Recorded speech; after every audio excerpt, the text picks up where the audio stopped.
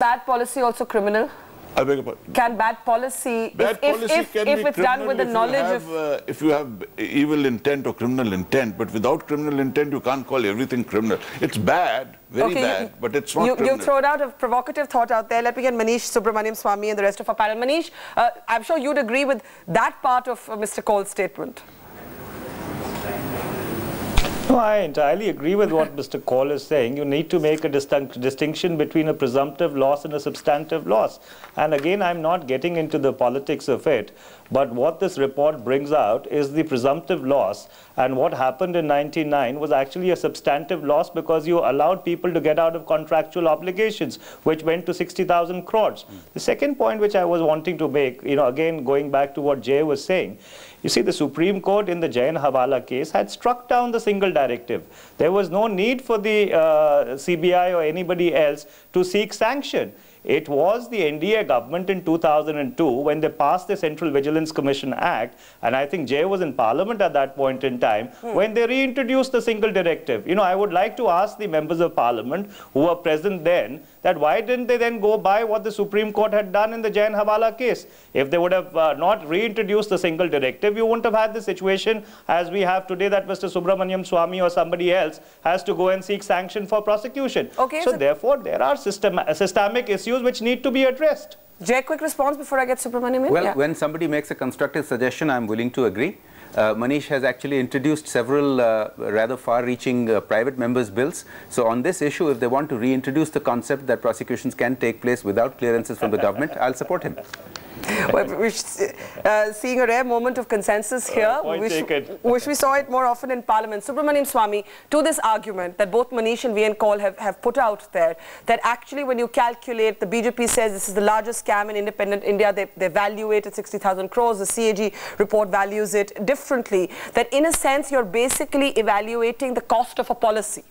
And that is not the same thing as how much money was made by somebody's hand in the till. Do you see that distinction, Mr. Swamy? Well, in my petition to the Prime Minister, I have made a distinction between the loss to the nation, which the CAG is estimated at 1,75,000 crores, and the likely bribe, which I can't say how it was shared, but the likely bribe is about 60,000 crores.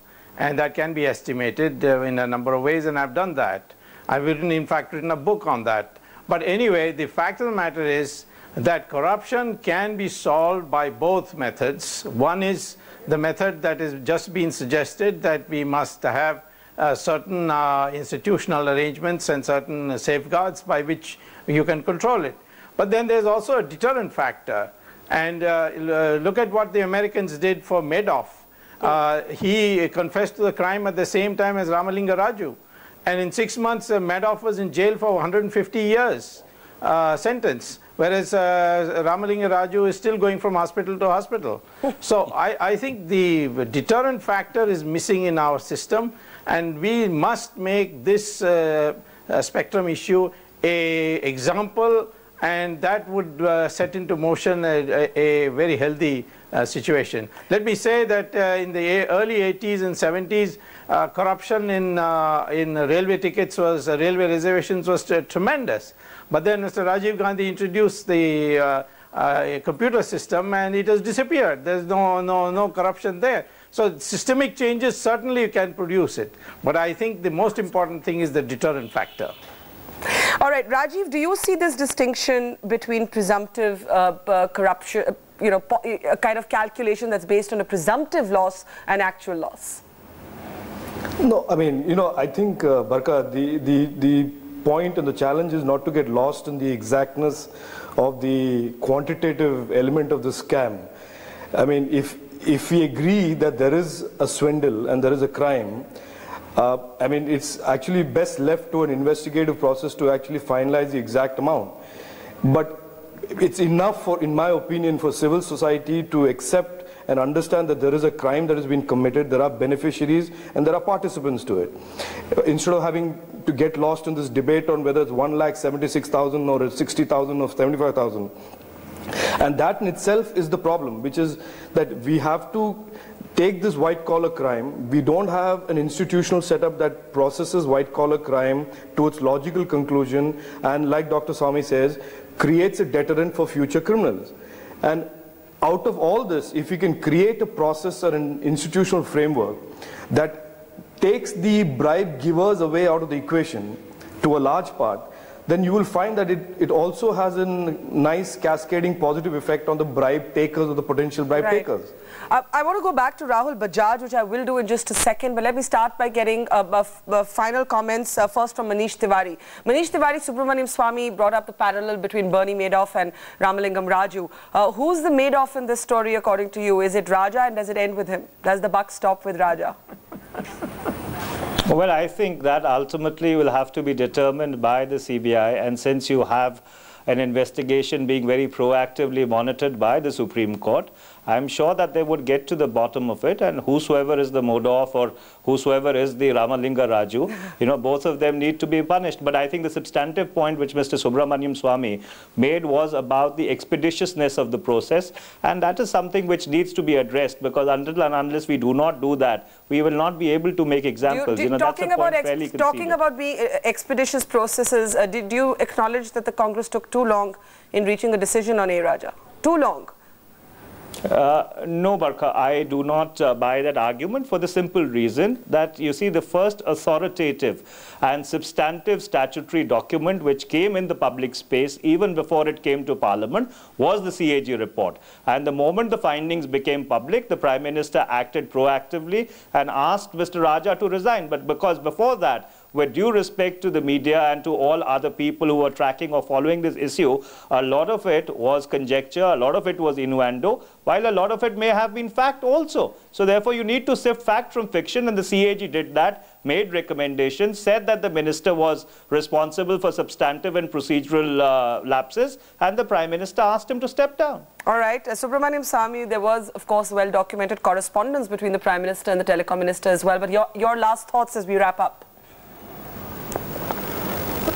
Well, I would think that the Prime Minister did show some guts when he stood out alone in his core committee meeting and insisted on Raja going. Maybe we are seeing the beginning of a new Prime Minister who is going to be more assertive. And I think if his real assertion would be if he takes this to the logical end, and that's very easy with his vast contact internationally. And I think this particular scam is going to be make India or it's going to break India.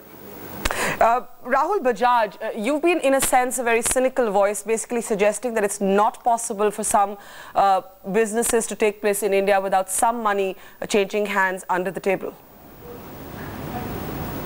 Looks like that. Now, there are big things and small things.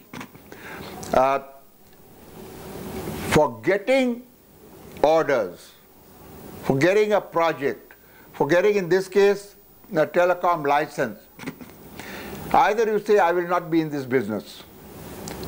Nobody forces you to pay money. Nobody can force you to pay money. If anybody says that, he's lying. But yes, if you want something, and I believe if it's on merit, it's your due. The government is not doing you a favor. But that's how it has become.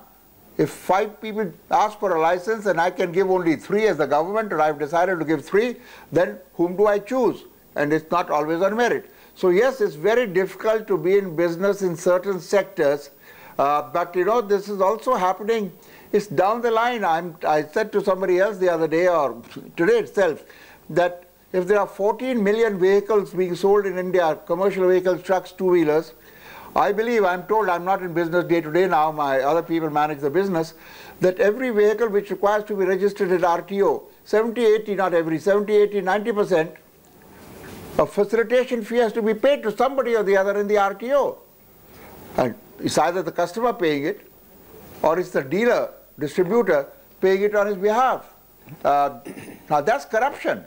But that's, the nation is full of this, but that's small corruption. I'm not justifying it, but I'm much more against this big corruption running into thousands of crores between big corporates and senior politicians. Right. Rajiv Chandrasekhar, how shocked were you by what Ratan Tata said? No, I mean, I wasn't too impressed with it, frankly. I mean, I think it's 20 years too late. He should have said it when it happened, and he should have disclosed the name of the person that made him do or made him that offer. So I'm not a big fan of people who do this retrospective analysis of things. You know, let me just say one last thing, Barka. I think it requires more than a Barack Obama to come and say India has emerged for us to truly be emerged. We've got to fix our dysfunctionalities in government that play out every day, whether it's CWG or land or whatever, before we can really be emerged and not the Banana Republic. Banana Republic, VN call? Well, my own expectation and hope is that as a result of this scam or whatever, we start looking at the root causes of corruption. I think we're still missing the point. We keep shouting down corruption, and you can never shout down corruption. You can keep abusing people for corruption, but that won't bring down corruption. It has flourished over the last 60 years. It will go on flourishing unless we start looking at the root causes of corruption, which is that, you know, accountability, transparency, issues that Mr. Panda raised, that protection to civil servants is enormous.